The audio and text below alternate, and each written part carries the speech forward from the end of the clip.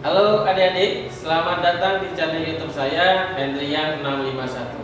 Nah, pada video kali ini kita akan membahas materi tentang aritmatika sosial, yaitu untuk istilah diskon, bruto, neto, tara, bunga tabungan, dan pajak. Nah, simak terus video ini sampai selesai supaya kalian paham semua istilah yang saya sebutkan tadi. Nah, untuk kalian yang belum subscribe channel ini, bisa kalian klik dulu subscribe-nya karena subscribe itu gratis. Dan kalau kalian suka video ini, bisa kalian klik like-nya atau kalian bagikan kepada teman-teman kalian supaya semakin banyak yang bisa materi ini. Oke, terima kasih.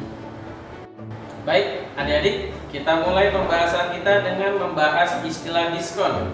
Nah, diskon itu adalah potongan harga, ya. Jadi ketika kita membeli suatu barang, kita akan mendapatkan potongan harga berupa diskon. Nah, diskon itu biasanya diberikan dalam bentuk persen. Jadi kita harus menghitung dulu berapa diskon yang kita peroleh dari barang yang kita beli. Caranya, persen diskonnya kamu kali dengan harga asli barang tersebut. Lalu untuk menghitung harga yang kamu bayar, caranya adalah dengan mengurangi harga asli barang itu dengan diskon yang sudah kamu hitung tadi, ya. Untuk lebih jelasnya kita akan bahas satu contoh soal. Saya bacakan soalnya ya. Sebuah toko memberikan diskon 20% untuk kaos dan 15% untuk jenis barang yang lain. Jika Nobita membeli satu potong kaos dengan harga 75.000 dan sebuah tas dengan harga 90.000, maka berapa rupiah Nobita harus membayar? Nah, di sini ada contoh, ada Nobita membeli sebuah kaos dan sebuah tas, ya. Nah, kalau beli kaos dia dapat diskon 20%, kalau beli barang yang lain dapat diskon 15%. Maka caranya adalah kita hitung dulu ya, hitung dulu harga asli kaos dan tas itu tanpa diskon. Jadi harga yang seharusnya dia bayar berapa, yaitu tinggal kita jumlahkan aja ya. 75.000 untuk kaos, 90.000 untuk tas. Jadi totalnya adalah 165.000 yang harus dibayar. Lalu kita hitung harga diskon yang diperoleh oleh Nobita untuk pembelian kaos dan tas tadi ya. Diskon kaosnya 20%, maka 20% kali 75.000 hasilnya 15.000. Diskon tas karena itu membeli barang selain kaos, maka diskonnya hanya 15%. 15% dikali 90.000, 15% itu artinya 15/100 dikali 90.000, hasilnya 13.500. Maka harga yang dibayar Nobita adalah 165.000 harga aslinya, dikurangi potongan harga untuk kaos 15.000, dikurangi potongan untuk harga tas 13.500, maka yang dibayarkan adalah 136.500. Mudah kan menghitung diskon? Mudah-mudahan kalian ngerti ya. Terima kasih. Oke, sekarang kita lanjutkan pembahasan untuk istilah bruto, neto, dan tara.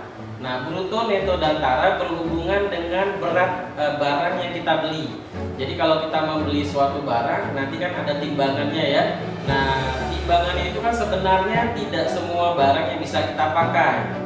Contohnya misalnya ketika kita membeli satu karung beras, ketika kita menimbang berasnya, itu kan nggak mungkin berasnya aja yang kita timbang, tapi ada berat pembungkusnya juga, yaitu karung berasnya. Nah, karung berasnya itu kalau cuma satu mungkin tidak terlalu pengaruh, tapi kalau kamu belinya 10 karung, nah nanti kan berpengaruh juga cukup besar terhadap berat total belanjaan kamu. Oke. Nah, bruto itu adalah berat total barang yang kita beli. Jadi bruto itu istilahnya berat kotornya. Jadi di bruto itu ada berat isi barang yang kita beli dengan berat kemasannya. Jadi berat totalnya ya. Nah, kalau isinya aja seperti beras tadi, kalau berasnya aja itu namanya neto atau berat bersih. Kalau pembungkusnya aja seperti kalung bodinya itu namanya tara. Ya, jadi saya ulangi, bruto adalah berat total barang yang kita beli, neto adalah berat bersih atau isi yang kita beli, tara adalah berat pembungkusnya. Nah, biasanya tara dinyatakan dalam bentuk persen. Jadi nanti kita harus menghitung taranya dulu ya. Nah, caranya seperti kita menghitung diskon, yaitu persen taranya kita kali dengan harga berat kotornya ya, dengan brutonya, bukan berat bersihnya. Karena di berat bruto itu ada taranya juga. Oke, ya. Untuk lebih jelasnya, jadi kita akan bahas soalnya ya. Contoh soal pertama, Seorang pedagang membeli 5 karung beras dengan berat kotor atau brutonya masing-masing 50 kg dengan tara 1%. Berapa rupiah pedagang itu harus membayar jika harga setiap beras tersebut adalah Rp6.000? Nah, anak-anak, adik-adik, ini ada pedagang membeli 5 karung beras yang berat kotornya masing-masing 50 kg. Masing-masing itu artinya satu ya. Jadi satu karung beratnya 50 kg. Nah, 50 kg ini ada berasnya, ada karungnya juga. Karena di situ dikatakan berat kotor atau bruto. Nah, dia belinya 5 karung loh ya. Jadi 5 karung, jadi 50 kg-nya sebanyak 5 kali. Nah, lalu ada keterangan taranya 1%. Tara itu total dari berat pembungkusnya ya. Nanti kita hitung 1% itu berapa. Lalu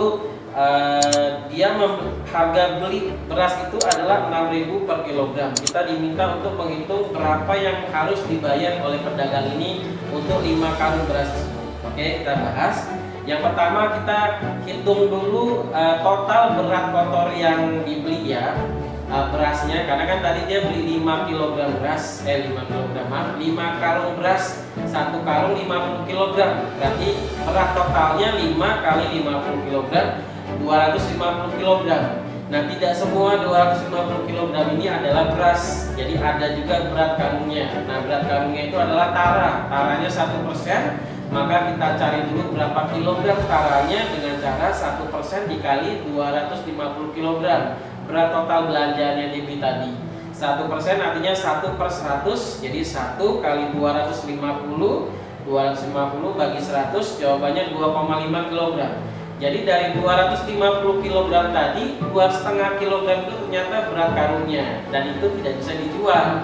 Maka berat bersihnya aja, netonya adalah kita kurangkan berat totalnya dengan berat pembungkusnya, yaitu 250 kg dikurang 2,5 kg, hasilnya 247,5 kg. Maka itulah yang dibayar oleh pedagang tadi. 247,5 kg itulah berat berasnya aja. 1 kilogramnya Rp6.000, dia belinya 247,5 kg. Maka tinggal kita kali aja 247,5 kg kali 6.000, hasilnya 1.485.000. Itulah yang dibayar oleh pedagang tadi. Oke, kita lanjutkan pembahasan soal kedua biar lebih jelas ya. Saya bacakan lagi soalnya. Seorang pedagang membeli 4 karton apel dengan berat masing-masing 10 kg dan harga 10.500 per kilogramnya. Jika besar taranya 1,5% dan diskon 6%, maka berapa rupiah pedagang itu harus membayar apel tersebut? Nah, adik-adik, untuk soal ini ada konsep diskonnya juga ya. Jadi selain bruto neto tara, ada diskonnya juga. Kita sudah belajar diskon tadi pada awal video ini. Seperti biasa, kita harus mencari dulu berat total belanjaan yang dibeli oleh pedagang ini ya. Tadi dikatakan pedagangnya membeli 4 karton apel dengan berat masing-masing 10 kg. Berarti 1 karton apelnya 10 kg, bukan 4 karton ya, 1 karton. Berarti 10 kg-nya sebanyak 4 kali. Maka berat totalnya atau berat kotornya atau brutonya adalah 4 kali 10 kg sama dengan 40 kg. Lalu kita hitung berat kemasannya, karena di situ ada keterangan taranya 1,5%. Maka taranya adalah 1,5% dikali 40 kg.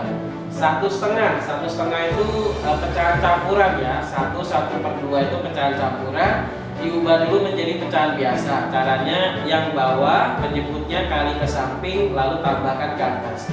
2 kali 1, 2 tambah 1, 3. Jadi 1/2 sama dengan 3/2.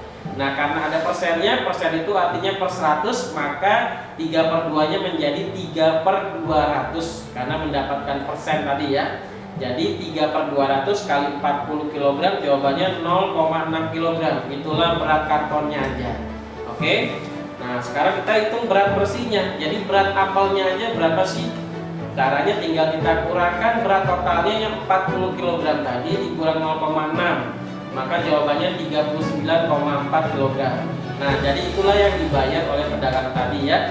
Lalu di soal disebutkan bahwa harga 1 kg apelnya adalah 10.500, yang dibeli apelnya hanya 39,4 kg. Itu yang kita kali ya. 39,4 39,4 kg dikali 10.500, maka hasilnya adalah 413.700. Nah, itu yang seharusnya dibayar oleh pedagang tadi.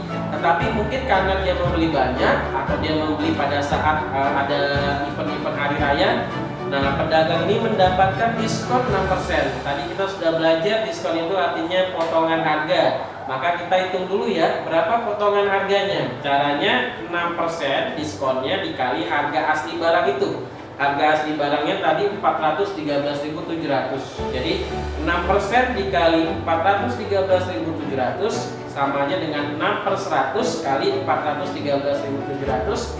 Nanti hasilnya 24.822. Itulah potongan harganya ya. Jadi harga apel yang harus dibayar oleh pedagang itu adalah 413.700 dikurang 24.822.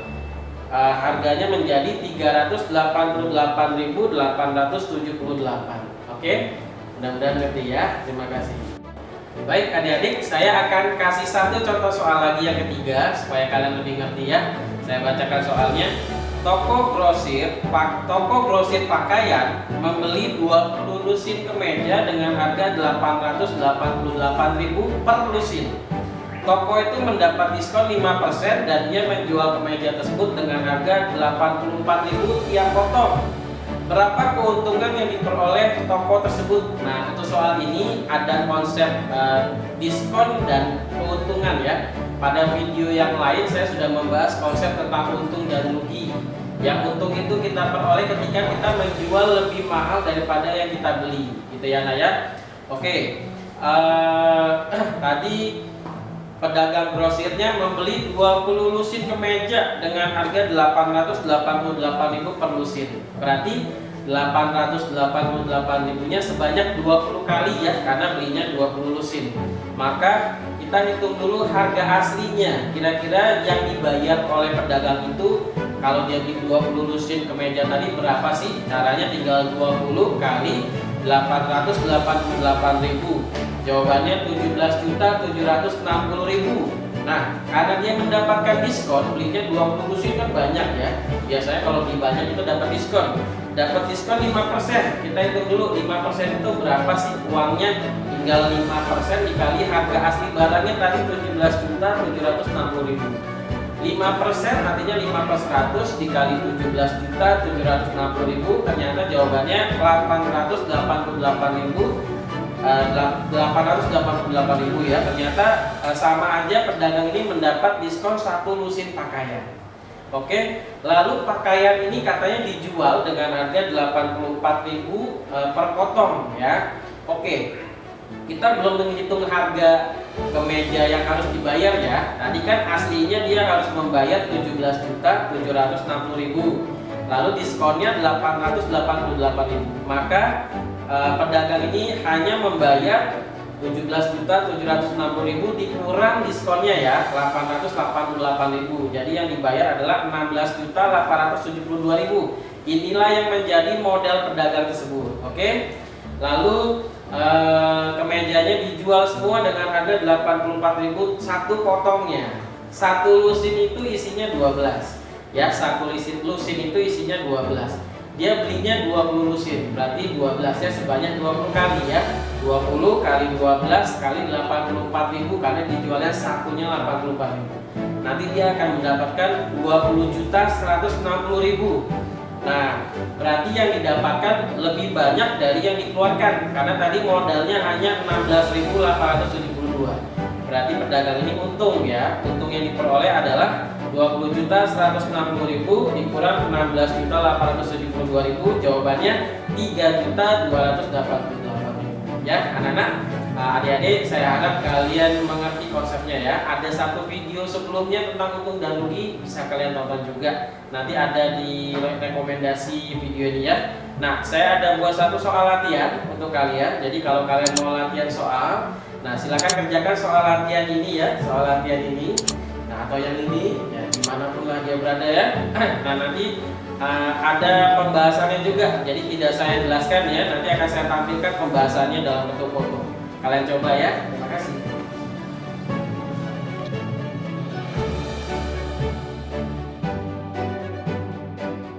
Baik adik-adik, kali ini kita akan membahas konsep bunga tabungan. Jadi jika kita menabung di bank, maka kita akan mendapatkan bunga. Bunga itu tambahan uang yang diberikan oleh bank kepada kita karena kita sudah menyimpan uang kita di bank tersebut. Karena uang kita itu nanti bisa digunakan oleh bank tersebut untuk kegiatan ekonomi yang lain yang bisa menguntungkan bank tersebut. Oke anak-anak, kali ini kita akan belajar konsep bunga tunggal, ya. Artinya bunganya hanya diberikan kepada tabungan awal kita saja. Jadi bila bulan berikutnya uang kita sudah bertambah karena bunga pada bulan sebelumnya, maka bunga itu tidak mendapatkan bunga lagi, tapi yang dihitung hanya tabungan awalnya saja. Nah, ada juga istilah bunga majemuk, itu akan dipelajari di SMA, ya. Artinya nanti bunga banknya di bulan berikutnya juga kena bunga lagi, gitu ya maksudnya ya. Oke, biasanya bunga ini, bunga tabungan diberikan oleh bank dalam bentuk persen. Jadi nanti kita harus menghitung bunga bank itu dulu dengan cara mengalihkan persen bunganya dengan tabungan pokoknya atau tabungan awal kita di bank tersebut. Dan biasanya diberikan per tahun ya. Jadi kalau ada keterangan misalnya 10% per tahun, artinya jika tabungan kita sudah sampai 1 tahun, baru kita akan mendapatkan full bunga 10% dari tabungan kita. Kalau kita menarik tabungan kita sebelum 1 tahun, maka bunga yang kita terima tidak sampai 10% seperti yang dijanjikan oleh bank tersebut. Oke, kita langsung ke contoh soal ya biar lebih jelas. Nah, contohnya seperti ini. Bu Rizka memiliki uang sebanyak 1.400.000 dan ditabung di bank A dengan bunga 11% per tahun.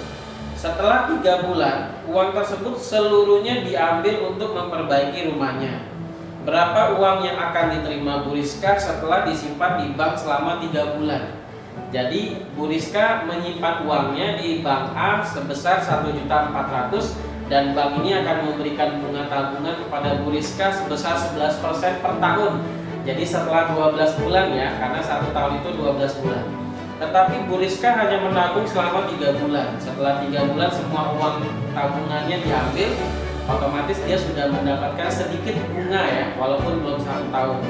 Nah, berarti kita cara menghitungnya ada beberapa cara ya. Kalau saya biasanya saya hitung dulu bunga 1 tahunnya. Kan 1 tahun tadi 11%, jadi 11 per 100 saya kali dengan bunga dengan tabungan awalnya yaitu 1.400.000. Nanti setelah didapatkan hasilnya saya bagi 12. Saya bagi 12 itu maksudnya untuk mencari 1 bulannya, karena 11% itu untuk 12 bulan. Lalu kita bagi 12 untuk mendapatkan 1%-nya, baru nanti kita kali 3 bulan sesuai dengan jumlah lama tabungan dari Bu Rizka ini.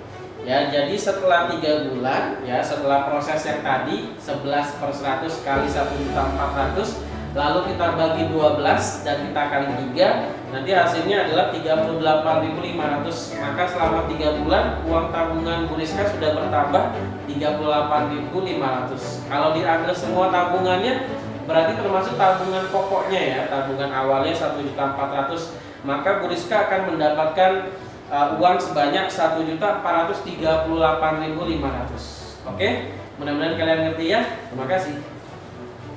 Oke anak-anak, kali ini kita akan membahas contoh soal bunga tabungan yang lain. Contoh soal kedua, saya bacakan ya. Nita menyimpan uang di bank dengan bunga 13% per tahun. Jika setelah 3 bulan ia menerima bunga sebesar 26.000, berapakah besar uang simpanan Nita? Jadi anak-anak, ini soalnya kebalikan dari soal kedua ya. Jadi kalau soal yang ini kita disuruh menghitung tabungan awalnya Nita. Nah, di sini di soal dikatakan bahwa setelah 3 bulan menabung, Nita mendapatkan bunga sebesar 26.000. Berarti 26.000 ini sudah 3 kali ya, sudah 3 kali dapat bunga. Maka 26.000-nya ini kita bagi 3 dulu. Tujuannya untuk apa? Untuk mendapatkan bunga 1 bulan. Karena dia menabung sudah 3 bulan. Jadi 26.000 kita bagi 3, lalu hasilnya kita kali 12 supaya kita dapatkan bunga 1 tahun. Karena di soal dikatakan bahwa bank ini memberikan bunga sebesar 13% per tahun. Jadi kita harus cari bunga 1 tahunnya ya. Saya ulang, 26.000-nya kita bagi 3 dulu untuk mendapatkan yang 1 bulan. Lalu yang 1 bulan ini kita kali 12 supaya jadi 1 tahun ya. Lalu untuk mendapatkan bunga besar tabungan awal simpanan kita ini, caranya adalah jumlah bunga yang dia terima selama 1 tahun itu dibagi dengan persen bunganya. Jadi caranya kebalikan dari mencari bunga. Kalau mencari bunga, persen bunganya dikali tabungan pokok. Tapi kalau untuk mencari tabungan pokoknya, nah bunga 1 tahunnya kan nanti sudah ada di soal atau bisa kita hitung, kita bagi dengan persen untungnya. Ya, jadi kalau dibagi 13% kan 13/100 ya. Nah, jadi nanti ada pembagian pecahan. Nanti cara ngitungnya, baginya kamu bisa ubah jadi kali lagi, tapi 13/100-nya dibalik jadi 100/13 ya. Jadi saya ulang caranya. Pertama, 26.000 dibagi 3 untuk dapat yang 1 bulan. Lalu 1 bulan itu dikali 12 dapat yang 1 tahun. Lalu yang 1 tahun itu dibagi dengan 13%, dibagi dengan persen bunganya. Karena 13% itu 13/100, jadi nanti jadi pembagian pecahan. Kita ubah baginya menjadi kali, 13/100-nya kita balik jadi 100/13. Nanti didapatkan hasilnya adalah 800.000. Maka jumlah tabungan awalnya Nita adalah 800.000. Oke, mudah-mudahan kalian ngerti konsepnya ya. Terima kasih. Baik adik-adik, kali ini kita akan membahas konsep pajak. Nah, pajak ini adalah kewajiban kita sebagai warga negara yang baik. Ya, kita membayarkan sejumlah uang kepada pemerintah dan nanti akan digunakan oleh pemerintah untuk melaksanakan pembangunan di suatu negara. Jadi kita tidak bisa menerima langsung balas jasa dari pajak yang kita bayarkan. Oke. Nah, pajak itu juga biasanya dalam bentuk persen ya, seperti bunga dan diskon. Oke. Nah, jenis-jenis pajak juga banyak. Nah, kali ini kita akan membahas pajak yang paling umum dibayar oleh warga negara ya.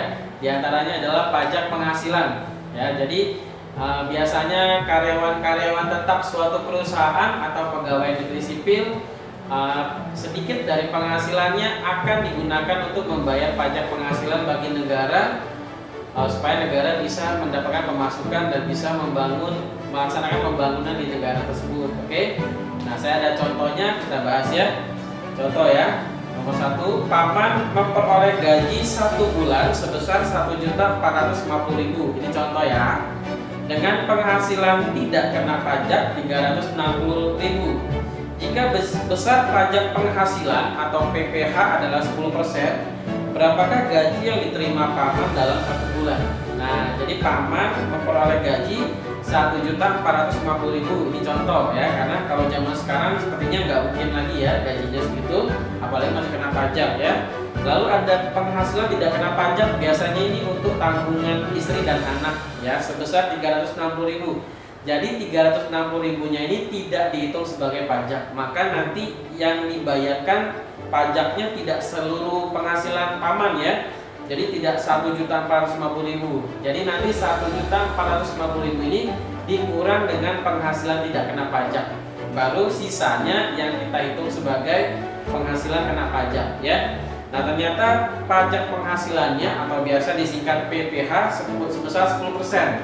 10% dari gaji paman ya. Nah, caranya mudah ini ya. Jadi pertama kita hitung dulu penghasilan paman yang kena pajak dengan cara mengurangkan penghasilan paman dengan penghasilan yang tidak kena pajak. 1.450.000 dikurang 360.000, hasilnya adalah 1.090.000. Lalu kita hitung besar pajak penghasilannya dengan cara mengalihkan persen pajak ke penghasilan yang kena pajak tadi, yaitu 10% dikali 1.090.000, hasilnya 109.000. Itulah yang dibayarkan paman kepada negara sebagai pajak penghasilan. Jadi gaji yang diperoleh paman hanya sebesar 1.450.000 dikurang pajaknya 109.000 menjadi 1.341.000. Oke, kita bahas soal kedua ya supaya lebih jelas. Soal kedua, Danang membeli sebuah laptop seharga 4.600.000 dan dikenakan pajak pertambahan nilai atau PPN sebesar 10%. Berapakah berapa rupiah Danang harus membayar laptop tersebut? Nah, kalau untuk pembelian barang biasanya kita selalu kena PPN ya istilahnya. Mungkin kalian sudah sering mendengar. Biasanya kalau kita belanja di mall ya, di supermarket, biasanya kita akan kena PPN barang yang kita beli sebesar 10% ya.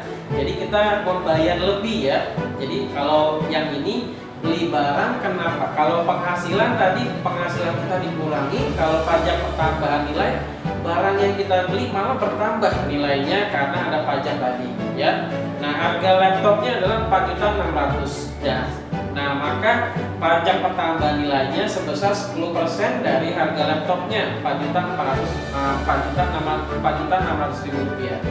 Jadi ini caranya juga mudah, kita tinggal hitung aja berapa pajak pertambahan nilainya, yaitu 10% dari harga barang. 10 per 100 kali 4.600.000, 460.000 itulah pajaknya yang nanti akan ditambahkan ke harga laptopnya, karena itu kan harus kita yang bayar pajak. Jadi harga laptopnya harus dibayar Danang adalah 4.600.000 ditambah pajaknya 460.000 menjadi 5.060.000. Nah, itulah anak konsep tentang pajak. Sebenarnya masih banyak contoh soal yang lain, nanti kalian bisa coba ya. Saya bahas 2 soal ini tentang pajak penghasilan dan pajak pertambahan nilai. Kalau pajak penghasilan kita berkurang. Kalau pajak pertambahan nilai, malah barang yang kita beli malah jadi lebih mahal ya. Gak apa-apa, karena kita bayar pajak itu untuk pemerintah, supaya pemerintah punya penghasilan, punya pemasukan untuk membangun negara. Pemerintah membangun jalan, jembatan itu kan pakai uang. Uangnya uang siapa? Uang kita juga. Jadi kita juga yang pakai jalannya, kita juga yang pakai jembatannya. Oke anak-anak, demikianlah konsep aritmatika soal bagian yang kedua ini. Mudah-mudahan kalian ngerti. Simak videonya secara lengkap ya. Dan jangan lupa di subscribe kalau kalian belum subscribe. Oke, terima kasih.